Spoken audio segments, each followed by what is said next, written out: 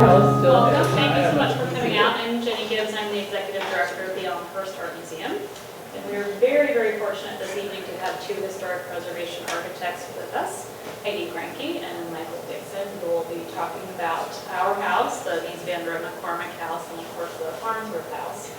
And I will let them tell you more about how they came to be with us and about the projects that they're advising us on.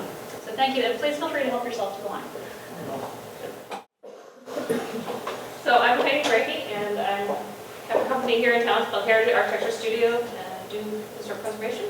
And so I got to work on this project because I met Jenny, and they needed somebody with a specialization in preservation here in town to help restore the McCormick house. So, and then I brought Mike Dixon into the project because Mike is very, very familiar with the Farnsworth house. He's on the advisory committee for that building. So that was kind of how we got involved here. So just a little background. So those of you that don't know, Mies van der Rohe was born as Maria Ludwig Michael Mies. In the early 20s, he changed his name to Mies van der Rohe. Rohe is actually his mother's maiden name, so he just put a little vander between the two last names, and that was his new last name, and he kind of dropped the Maria and the Michael part. But his father and his family were stonemasons, so that's kind of where he got his initial training in how things work. He moved to Chicago in 1938 to escape Nazi Germany and became a professor at the Armor Institute, which is now IIT. So, of course, many of the buildings at IIT are ones that he designed. So this is a portrait of Mies, and also, of course, this is actually the first version. There's actually an update to this biography as well. So he's a very well-known international architect. He did a lot of work in Germany and Europe before he came here, was already well-known even before he came to the States. So pretty important guy. As a side note, we have a Hugo Weber portrait of Mies hanging in the McCormick house right now. It's a pen and ink portrait. So. Which I think was a study for that painting. So Mies, all of the people that worked in his office were students. So he initially trained them as students and then hired them into his office. And the way he worked in the office is that he was still doing the design control of the projects, but he'd have a project architect that was in charge of each project. So on the Farnsworth house, Miriam Goldsmith, who became a very famous architect in his own right, was the project architect for that. You see here with Dr. Farnsworth picking out materials and stuff. The project architect for the McCormick house was Joseph Fujikawa. Now Fujikawa was actually from California. He was a Japanese ancestry. And when World War II started, he was put into an internment camp for a few months. And then he applied to school here at IIT. He was interested in working with Mies, and it was a chance for him to get away from the coast and to be in school instead of in the internment camp. So you have, kind of two refugees from the war in a way, with Mies and Joseph both.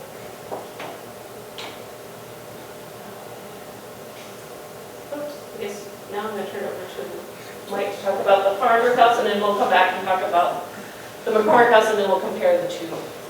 Well, of course, the Farnsworth house needs no introduction, so I won't give you one. But has anybody been there to the Farnsworth house? It is open to the public and through November, but you have to call and do reservations, just a plug for the Farnsworth.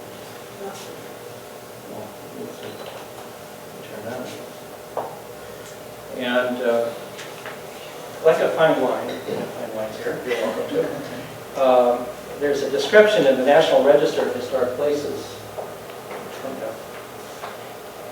That's like describing a wine. Actually, it describes the building, so I'll read that. And this is a wonderful National Register of Historic Places document.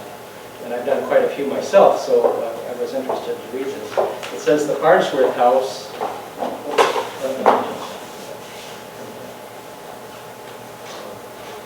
The Farnsworth house is raised above the ground of the surrounding floodplain. Its thin white columns contrasting with the darker, sinuous trunks of the surrounding trees. The calm stillness of the man-made object contrasts with the subtle movements, sounds, and rhythms of water, sky, and vegetation, shifting the viewer's awareness between the thrill of exposure to the raw elements of nature and the comforting stability of architectonic enclosure. Wow. Did you write it? But it's very well written, and it actually reads like a novel, you know, if you know a little bit about Edith Farnsworth and some of the situations. But anyway, again, it doesn't need much introduction, but there we are. And, whoops. Oh, who's that? No. Here, of course, are the big three planes of the Farnsworth house, built for Edith Farnsworth. Designed in 1945, a model of this house was put in the Museum of Art, Museum of Modern Art in New York in 1947. But the house wasn't really completed or even started until 1949 and completed in 1951. And actually, the guy sitting on the deck there is Maurice Parrish, who is the director of the house museum out there now. Actually, Edith Farnsworth was interested in becoming a concert violinist, but she felt she wasn't good enough, so she became a doctor. Anyway, like I said to some of you before, don't repeat anything that I say. You're not recording this, of course. She didn't think she was good enough to be a violinist, but she did become a very well-known doctor, very well respected. Then she wanted her country house out near Plano. She had some property there, and I think that there was a connection with the McCormicks. Yeah, she bought the property from Colonel McCormick, who was the cousin of the McCormick house. So there's all these connections, actually, that happen between these two houses, of course, and the common denominator is Mies van der Rohe. Now, Mies actually designed the resort house in Jackson Hole, Wyoming, first. And you can see it's 1938. And this was actually the model, or his guide for the Farnsworth house. And Mr. Resort, Stanley Resort, was an advertising executive. He headed up J. Walker Thompson Company, which you might have heard of. And this house was never built, but it was got a lot of notoriety at the Museum of Modern Art in New York. Here's the model, actually, here. It actually has not steel and glass so much as it has stone at the base here and the chimney. And this is cypress wood, and it spans over a creek. So, or it was to. It actually wasn't built. It was. See the creek in the bottom. Pardon me? You can see the blue on the. Oh yeah, that's the creek right there. Yes. Snake River Ranch is where it was to be in Jackson Hole. And Snake River Ranch actually is on the National Register of Historic Places now, and partly because of Mies's influence to the buildings there, even though he never designed any building that was built there. Other buildings were done by other architects who followed the international style. Well, anyway, to make a long story short, Mies van der Rohe and Dr. Farnsworth didn't get along after a while because of certain problems she felt. I don't know if it was with the house or with Mies. So anyway, here's what she says. Well, first of all, Mies thought that the architect was to come along with the house. But she was quoted as saying that that he was simply colder and more cruel than anybody I've ever known. Now, I'm not making this stuff up, but it was quite an interesting dilemma in the end.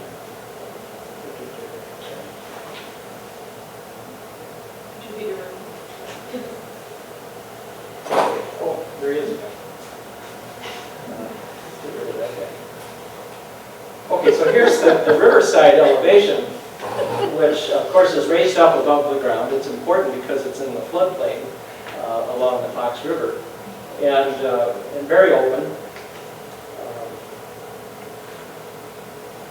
And then on the north side, which is away from the Fox River, it's very open as well. It's all glass all the way around. Actually, the glass stops at this point, and there's a deck, and then there's a lower deck, entry deck here. And the center core is actually very proportional to the forms of the house.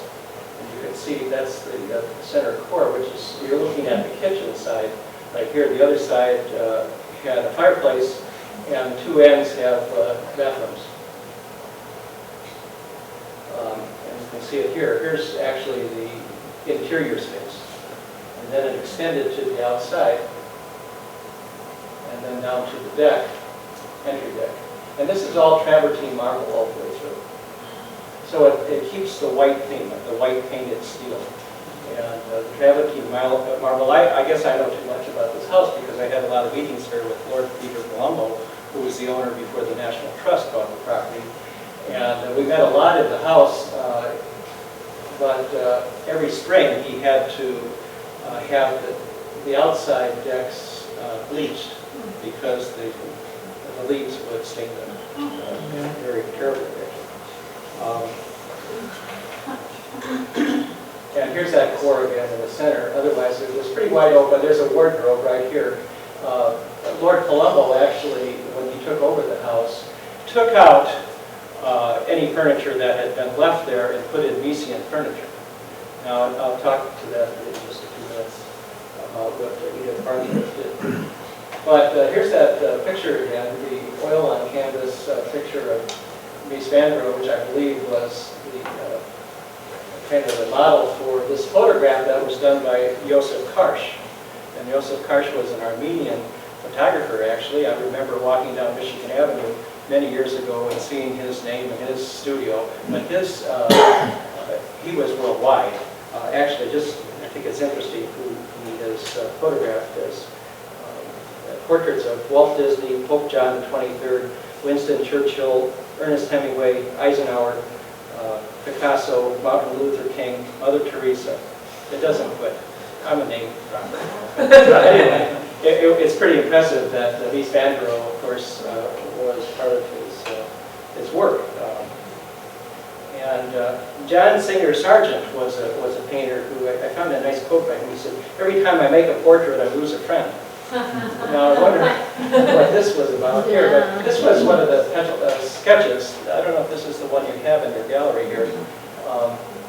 This is a ballpoint and charcoal sketch, but I think that was the precedent for this photograph, as a matter of fact, in 1961. Actually, this photograph that we see here is hanging now in the home of Bruno Contarado, who actually his son, Paul Contarado, has this on the wall in their house, but it was Bruno's house. And it's a very international style house, a lot of brick and glass overlooking the Geneva Golf Club in Geneva, Illinois. And I remember meeting Paul for the first time, and you know, everybody knows Bruno Contarado. Not, right? Okay, well, it was Fujikawa, which Heidi mentioned, Contarado, and Lohan. That was the name of the firm after Mies. It became Fujikawa, Contarado, and Lohan. And Lohan was Mies's grandson, Dirk Lohan. Well, Mr. Contarado actually was chairman of the board of that firm. And he built a very international style house out in Geneva, and that's where his son and his family, Paul Contarado. And I sat next to Paul at a lunch one time, introduced myself, and I said, you know, there's a famous architect with your same last name. And he said, that would be my father. So it was kind of fun, and now he's my friend forever. Because who else knows the name Bruno Contarado, right? But so I got Bruno Contarado's autograph in my book here on Mies van der Rohe by Franz Schultz. This is a very good book to read, to learn all about Mies and his life. Well, Myron Goldsmith actually was the project architect for the Farnsworth house, but I wanted to talk about, sidetrack a little bit here, with Peter Colombo. You can see he has a Miesian type cigar. If you've seen photographs of Mies, he often will have a very large cigar like this. And this is Lord Colombo with his wife Hyatt, who is actually Algerian. And I worked with them. They were my client back in the late 80s, early 90s. I met a lot at the Farnsworth house, but we were doing a restoration and reconstruction of the Elmhurst house in Plano, which is a house they could live in when it wasn't the proper temperature or weather to stay in the Farnsworth house. If it was too cold or too hot, it was very difficult there. One of the first things that Lord Colombo and my Lord, we call him, did was to put air conditioning in the house because the ventilation was very bad. And he brought in Miesian furniture at that time too. But I wanted to talk about a project that was going on at the time that I was working with Lord Colombo at Mansion House Square. Mies had designed in the 60s this high-rise to go in Mansion House Square. Well, it was problematic for people like Prince Charles, who was a polo partner with Lord Colombo, and they lost their friendship over this because Prince Charles says that belongs in Chicago, not in London. With all due respect to Chicago.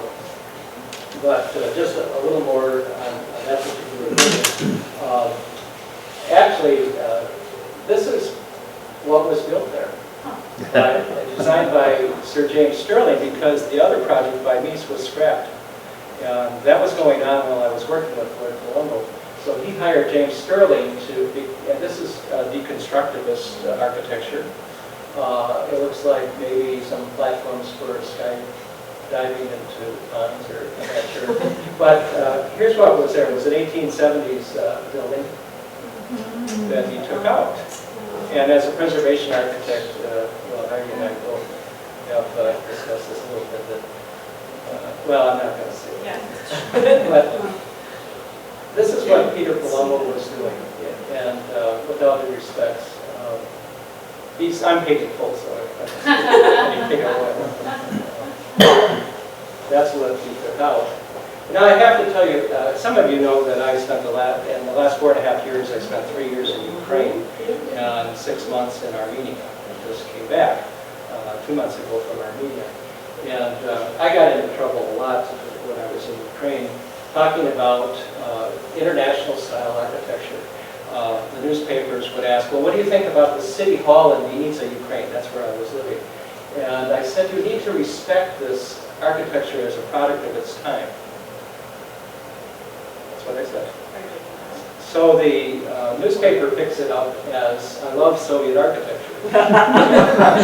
Okay, well, that was a little twisted, and then we had a little problem with that, because then this cartoon came out in the paper, and that's me. And that's my son.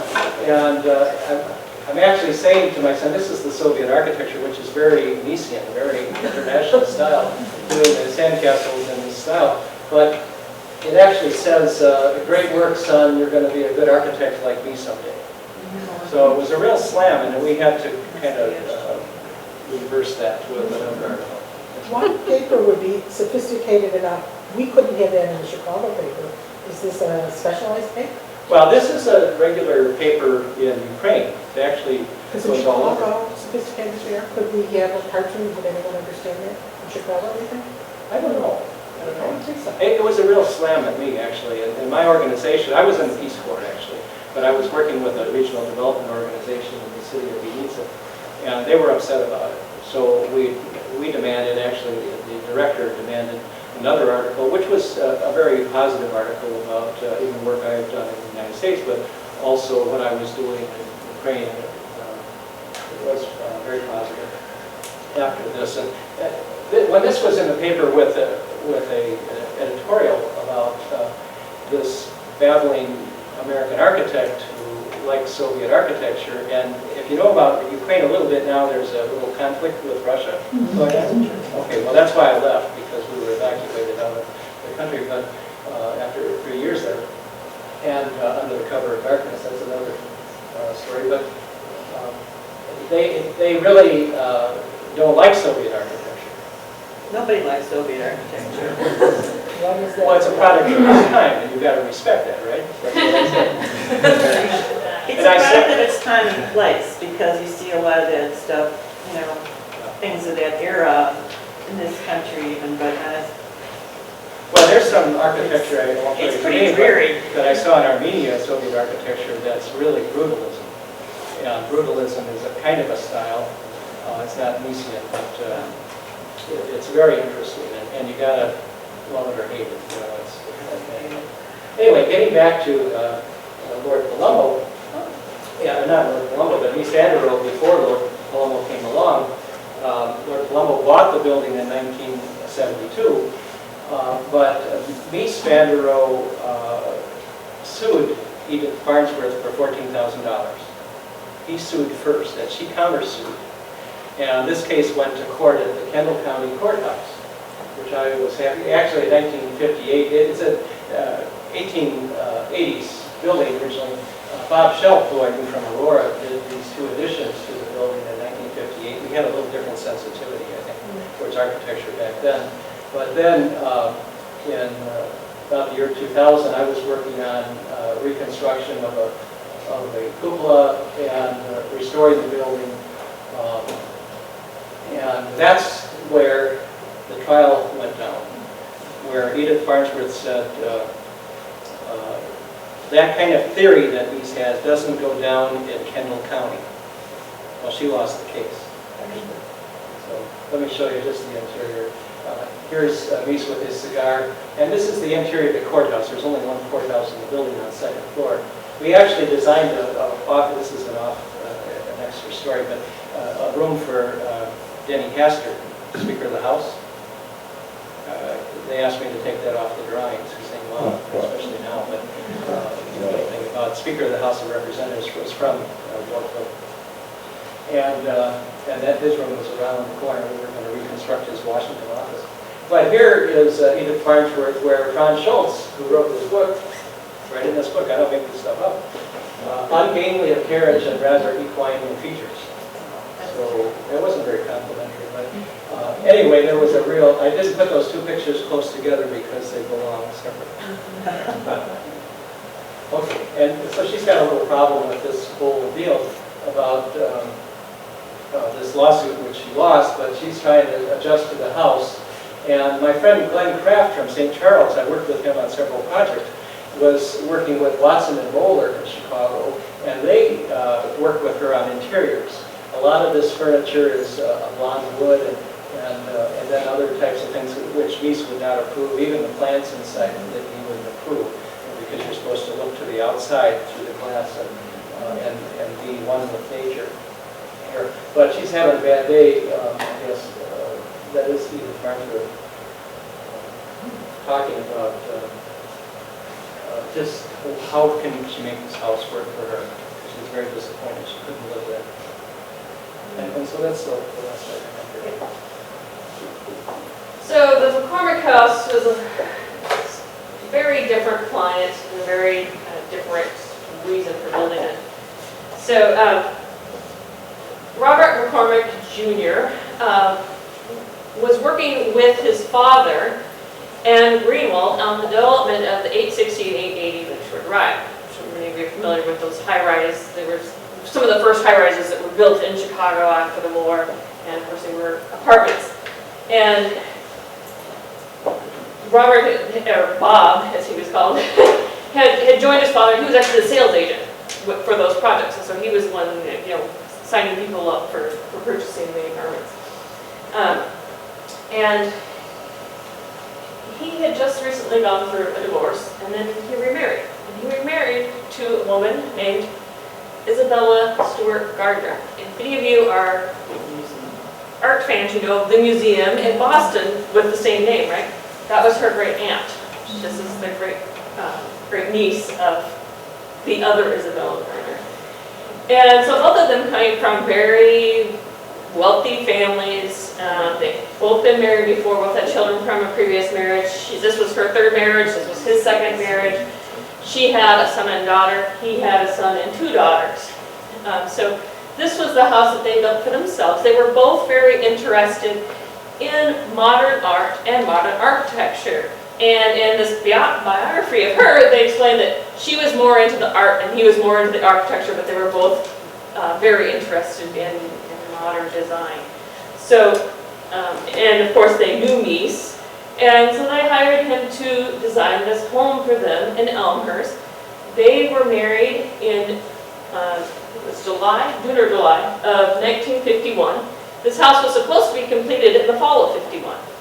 It wasn't completed until the spring of 52, so, you know, it took a little longer.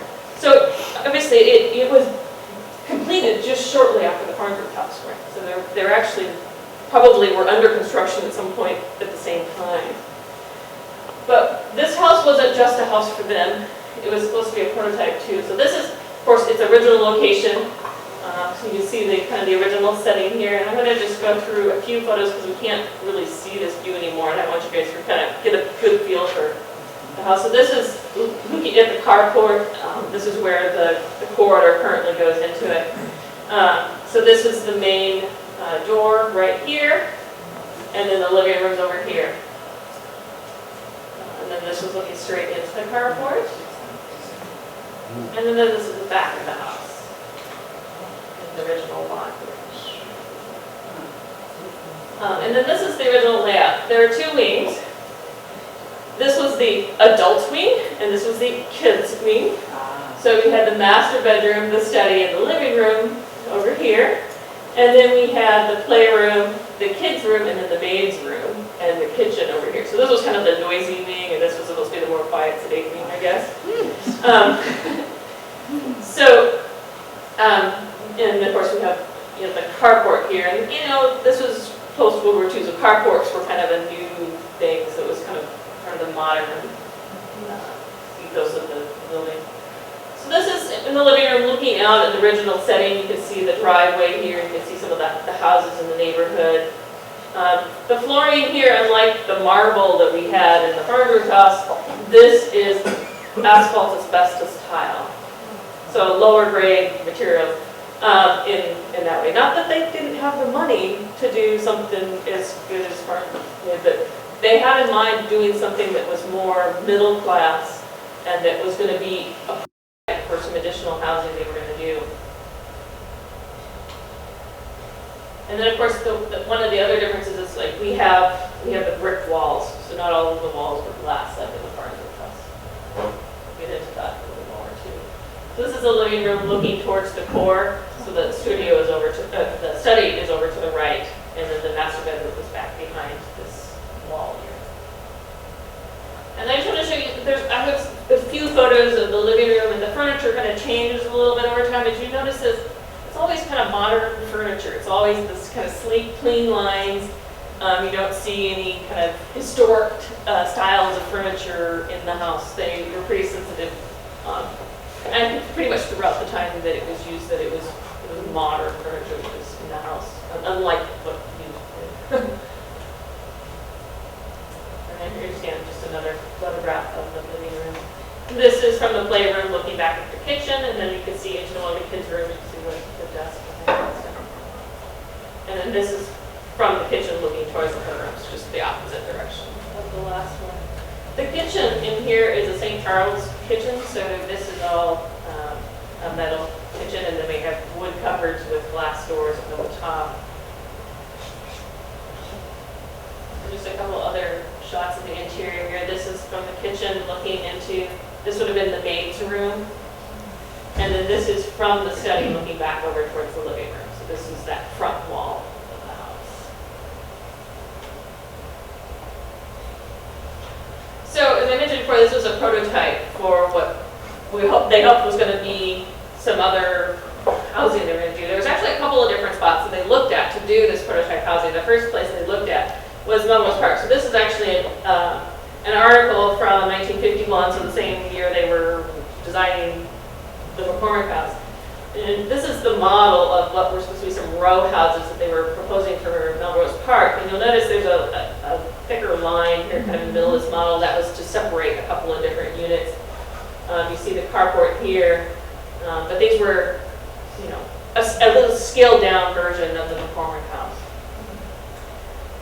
Then we later got into, this was a separate single-family homes that were going to be put in Bensonville. So there was 4 of them that would have been identical there, which is basically one of the squares out of the McCormick house. Then we have the carport on the end.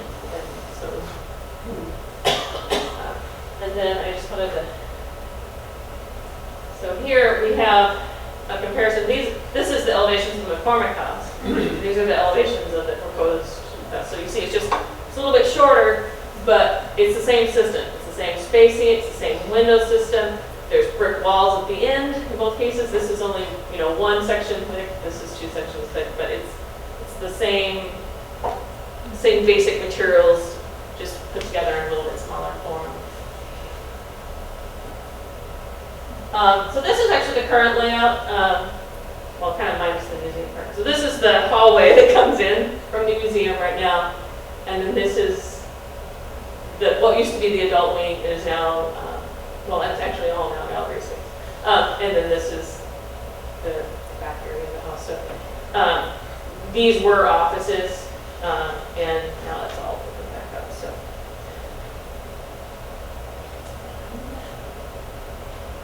I think we're ready for the side by side.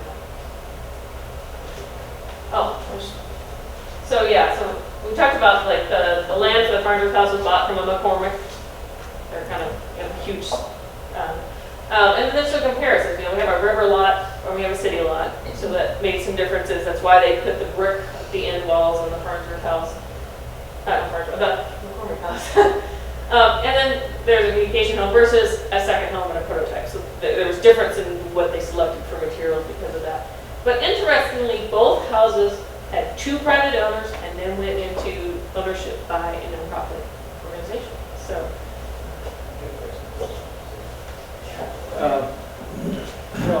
Both of these houses, in fact, more than both of these houses, the Reeser house was designed, and that was featured at the Museum of Modern Art. And there's one other house in the United States designed by Mies in Connecticut. So there's really only 3 houses. This house that's here, the Farnsworth house, and a house in Connecticut. Otherwise, he did mostly commercial structures, even though he did this proposal that Heidi talked about to do mass housing, actually. Mm-hmm. But House Beautiful magazine in 1953 actually, had an article about international style, and it was called The Threat to the Next America. And it really was a slam against Mies, Walter Gropius, and Le Corbusier, and others. But those are the main people that were attacked. And even Frank Lloyd Wright joined into the debate, and he made a comment. They were all supporting Edith Farnsworth. She went to the paper, or to the House Beautiful, to say, hey, this is going on, and it's not right. So Frank Lloyd Wright says, why do I distrust and defy such internationalism as I do communism? Because he felt that the promoters of the international style were totalitarian and also not wholesome people. So he came out and said this very directly. He said they were not wholesome people? Not wholesome people, correct. Well, this is Frank Lloyd Wright. I call them middle black there. I purposely didn't wear my right tie today, my Frank Lloyd Wright tie. Anyway, and they talked about Mises' statement, less is more, and the statement came out, less is less. And I've heard less is a bore. That's another twist on it.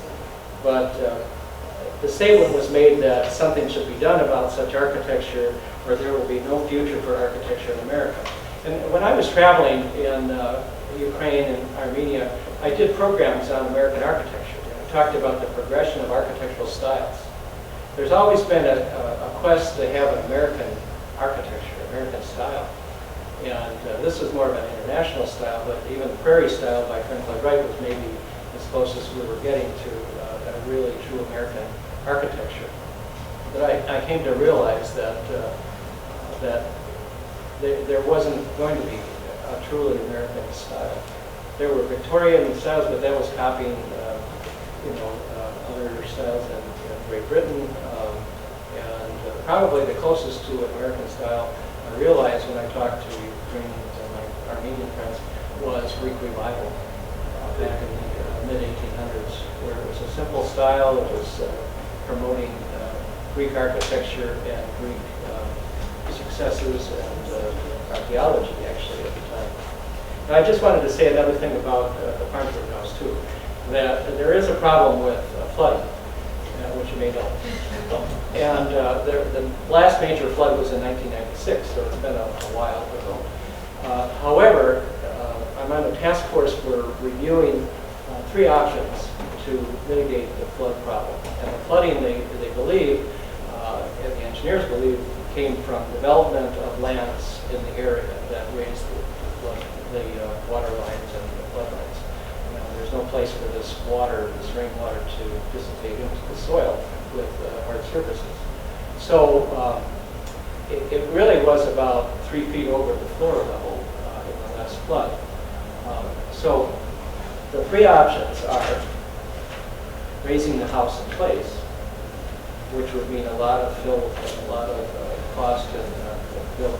And you know, when we talk about historic preservation, we always talk about integrity of the site. And that would change drastically the site. A lot of the trees would be destroyed, a lot of things would have to be changed. The other one, of course, is to move it on the site, move it up higher on the site. Of course, it is on the National Register of Historic Places, and it's also been designated a National Historic Site, which is a higher designation even than the National Register.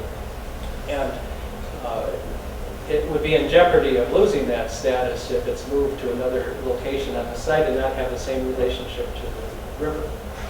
So the third, and probably the most interesting option, is to put it on hydraulics and lift it at the site about 8 feet into the air above any floodwater. And with these hydraulics, the engineers have determined that it would take about 2 hours once the floods start to get it up into the air.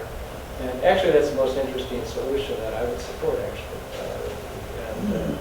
Because at the site, you would not know this. In fact, Lisa's grandson has been involved, Dirk Lohan, and he likes that solution too, because he knows that the integrity of its appearance would not be changed. Because all this hydraulics would be underground, and you'd still see the opening under the building, and everything would be the same. So, okay. Who will be paying for the project for hydraulic? Well, that's a good question, and I'm sorry you brought it up, because it's a difficult answer. And I suggested who could pay for it myself at a meeting, and I thought it would be Lord Peter Colombo. But I didn't talk to my Lord about that. But you know, he has a sincere interest. He's a person who collects buildings like some people collect stamps. Okay, he owns Kentuck Knob that's in Pennsylvania. And you were there near Falling Water, but he has many other, even a Corbu property, and he owns a condo at 860 Lake Shore Drive in Chicago. And I do believe that he could help because he's sincerely interested and has a passion for Mies architecture. However, it would be privately funded. It's owned by the National Trust, and the National Trust is a privately funded organization, not for profit. It's not a government organization at all. So that's the difficult thing. And they're predicting it might cost about $5 million to do the hydraulics. That's the most expensive option, isn't it? Well, actually, the option to raise it in place is very expensive because of all the land work that has to be done. So that's around $3 million they estimated.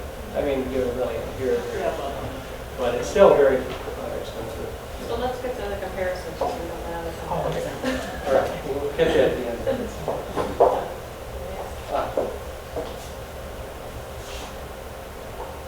So we wanted to just go through and do some side-by-side comparisons. Obviously, you can see some similarities in form, where we've got, kind of 2 rectangles offset from each other in a little different way. Interestingly, the spacing here, 4 bays in the McCormick house is equal to 1 of the bays in the Farnsworth house. Wow. So they're actually a module of each other in that way. This is about 22 feet. Right. Over And these are between the two. 5.5 feet each. So 4 of these adds up to 20. There's really 8 columns, including out of the porch where it supports the roof. So there's 6 within the enclosed structure, where there's quite a few. Right. So of course, because they were different uses, this is basically a cabin, a very modern cabin, but a cabin in the woods. So there wasn't really a need for the interior partitions. Where here, this was going to be a family home. So they did need to have partitions. In fact, there's a story that they originally weren't going to put a door on the master bedroom, and McCormick couldn't get Joseph to agree to do that, so he had to go to Mies to get the door to fit. Because he was trying to be a purist, like, no, we shouldn't be, he's trying to minimize the number of doors. But obviously just from a family function standpoint, the parents needed a door to their bedroom. Yeah, just in terms of the floor plan too, this is like a separate island within an open space, but also there was a lot of problems with bugs along the river, and this was like a light that attracted the bugs to the building. And Edith Farnsworth hired another architect, William Dunlap, to design a screened-in area with bronze screens all around the outside here, which he did.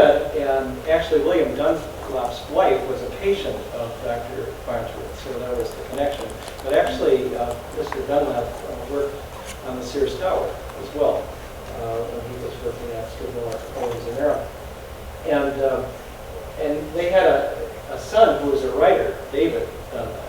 And he wrote about the time his parents came to stay, where do you put somebody up for the weekend? But, and say that Edith Farnsworth had 2 dogs that just ran in circles around this area here. And also they were plagued by the bugs, so they had very uncomfortable staying there. So of course, one of the other kind of structural differences in the 2 houses is, of course, this is elevated. And this is on grade. So we have our traditional concrete footings, and so it made a difference in how the mechanical systems and everything was handled as well. So here we don't have any underground area to put, mechanical ducts, whereas in the Farnsworth house, the mechanical ducts were below. So the roof structure on the McCormick house is actually thinner than it is on the Farnsworth house, because a lot of those utilities and stuff ended up being put into that roof-to-ceiling structure in the Farnsworth house. This is the mechanical floor right here. So in McCormick house, these were actually kind of 2 separate houses. We actually had a separate one mechanical for this and one mechanical for this space. So it's zoned. Yep. So you can see it's open underneath, but this little form right here is where the mechanicals go into the ground. The water, sewer, gas, all came through this area into that center core, and you can see some mechanical exhaust on the roof. But everything was blowing out from this area for heating and cooling, and whether it made it to the outside windows was questionable. And there was only 2 window vents at the east end, the far end, and then the 2 doors, but originally they didn't have screens on them. So interesting enough, all of these are operable windows in the McCormick house. So both sides had all these operable windows, so you could get cross ventilation through the house. So from a natural ventilation standpoint, this house was much better. And one of the things he did different here too is that these are actually a standard window system. So here you've got like special plate glass or large openings, and these were a modular of a standard system that you could get. And they did originally have screens. So maybe he learned from this one and put them on this one. So that one has to be air conditioned all the time. Both houses were built without air conditioning, and the second owners of both houses put air conditioning in. It wasn't until 1972, this was 1951, the original construction, when Edith Farnsworth moved in, but Peter Palumbo put the air conditioning in 1972. And he made the changes with the furnishings. And, my friend Glenn Kraft, I wish he was around today because he's got so many stories about Edith Farnsworth and working with her. Watson Buller and Buller were a big company in Chicago that were very well known. And she went there for their assistance in furnishing this cottage. So on the McCormick house, the second owners, I think I forgot to mention, was Raymond Thick, who was one of the mayors here in Elmhurst in the 70s. He and his family lived in this house for 30 years. And they did some remodeling in the 70s. I don't know the exact date, but that's when they added air conditioning as well. So the air conditioning was added to both these homes around the same time.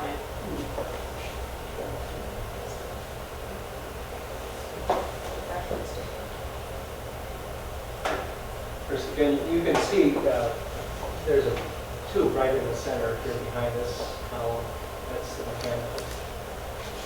So obviously they're both wooded sites, even though one is a city site and the other isn't. And that, I think, was an important thing with McCormick houses, is that, or both of the Mies houses, is that they have that view to the outside to make sure. And these draperies were not to be there, according to Mies. And that's, Glenn Craft worked with Edith Farnsworth to add the draperies in. And Mies didn't want any there because you needed to be one with nature and have a view. But interesting now, there's a state park across the river, and people can look right across, especially in the fall when the leaves drop. You look right into the house. Peter Palumbo, actually, I know, put an alarm system at the river too. So if anybody came on shore, they would trip. I guess I know too much about the house.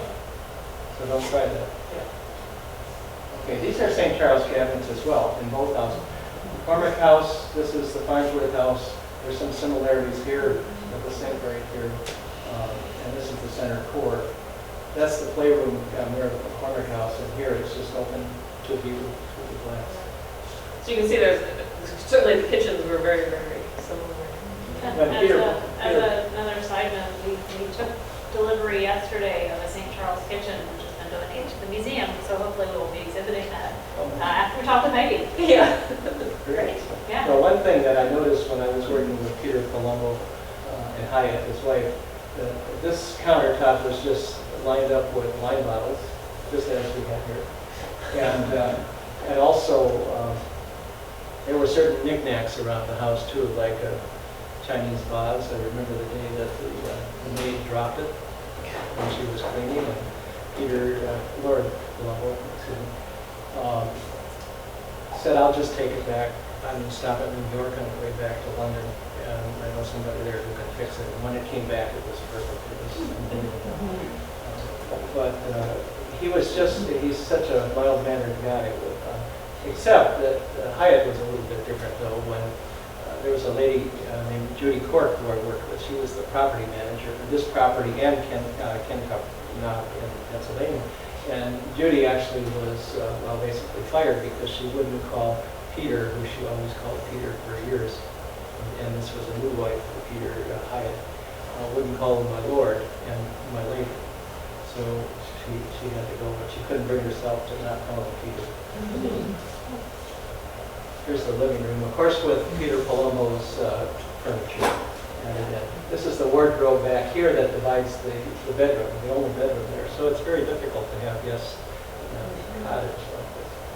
So some of the things, this is, obviously, this is the fireplace built in here. There's no fireplace in the McCormick house, but there was this built-in shelf along there. So there were some kind of minimalist built-ins in both of the houses to accommodate a little bit of stuff. They didn't have, there weren't really any closets other than mechanical closet in the Farnsworth. So then the wardrobe was kind of this piece of furniture, really almost a piece of furniture. Yeah. There is one thing that Lord Palumbo added in 1972, and that's a hearth for the fireplace, because it wasn't there with the travertine marble. They didn't feel they needed it, but that was getting used. Marble was getting darkened and whatever from many fires. So he added that, but otherwise this is how it would have been without the curtains. So another thing you should notice here is we have the exposed beams here, and then we have a smooth plaster ceiling here. And this is actually, you can see the little lines through here. This is actually painted plywood, which is the ceiling in the farmhouse. So again, it was a little bit, more readily available, less expensive materials that we were using here in this house. This is plaster here. Right. And then, of course, you see the difference in the flooring as well. So that wood there is on the left is not closet, all that? This is a wardrobe. No, but on the left there, not near that is. No, actually there are some cabinets there. There's some cabinets, but then behind this wall is mechanicals. So there are some cabinets that are hidden without holes, just to create a nice screen. You see a look. So I'm going to have to just show you kind of some comparisons. So there's 9'5" ceilings in the Farnsworth house, but there was only from this line, so the bottom of the beams down to the floor, and the McCormick is 8 feet, so a little bit. And then of course you see the depth of this detail of the Farnsworth. This is versus 15 inches. This detail here. Part of the channel. But that channel there, That's exposed to the outside. yeah, that's exact same size as this channel here. So there was, they kind of some of it was the same as far as like sizing of some of the members and stuff, but just handled in a different way. And I will say that this detail here, if you have to compare the details, this has like, it's made out of steel, but it's like a flashing and then a drip here. And this is probably one of the worst details I've ever seen in my whole career as an architect. And I'm sorry. I know. Because the water will just seep right in there and come down. And so that's the problem that Heidi's working with. One of the problems we're going to be working with. So, Mike already mentioned that there are, plans to do some work at the Farnsworth house to try to preserve that for future generations. And so the other thing that we're going to be starting here soon on the McCormick house is we're also going to start doing some restoration on this house. So what we're going to be starting here, hopefully starting in the next week or two, is we're actually going to start repainting the exterior of the house.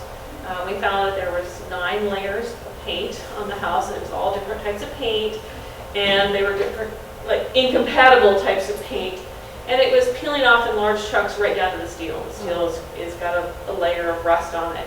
So we're actually going to be taking all of the paint off of it, sandblasting that off, and then repainting it with a 3-coat, very high-performance paint system, which, by the way, is the one they use on the Farnsworth house. So, why reinvent the wheel if we know that it's worked well on another piece house? So you'll see some scaffolding and some signs and stuff going up here very soon on that house as well. And then The paint is Temenic, which is cement spilled backwards, and just as another interesting side note, it's the same paint that David Wallace Haskins, the artist of Sky Cube, used on Sky Cube. So if you had a chance to see that on the patio, that's 3 tons of steel with 3 coats of Temenic paint, which was conscious on his part, Right. intentional to add to the house. right, and it's just a good finish for a steel building. So both houses are going to be hopefully seeing some work on them soon. And there was a question before. I had a question. And Philip Johnson's house is taken from Mies concepts, right? Right. Because Well, it was built about the the building same was time. very early, but Or a little It was earlier, 49. actually. He kind of stole the idea from me because he was he one- still. Well, it was in the He was Museum the of Art and curator of Arts. the exhibit, and Yeah, that because when you just look it up online, the date of this is later than Philip Johnson's house. yeah. Philip, I think he Actually, But you it know was what? conceived of earlier, right? Yeah, actually, the Reserve House was 1938. And that was exhibited The one that wasn't built. Oh, yeah, yeah. in The the one over the Museum of street. Modern Art in those early years, in the late 30s. So Philip Johnson, of course, knew about that. And So, There's yeah, a so lot of none of this was collaboration. Philip Johnson, that makes sense. Okay, that's right. Well, and- Philip Johnson's house didn't express the steel like this. The glass is fully on the outside without exposing the steel and doing a ribbon quite the same. So there's a lot of differences. That would have been the third slide, but we only had 2 projectors. To compare that would be a good comparison, actually, with Philip Johnson. Well, they often compare them and Right. talk about which one is first, but I think it's pretty sure. well, the He's had the design idea. for the Farnsworth came first, but the Johnson glass house was built first. So they each have it first, I guess. Well, Very, very diplomatic. Any other questions? Thank you.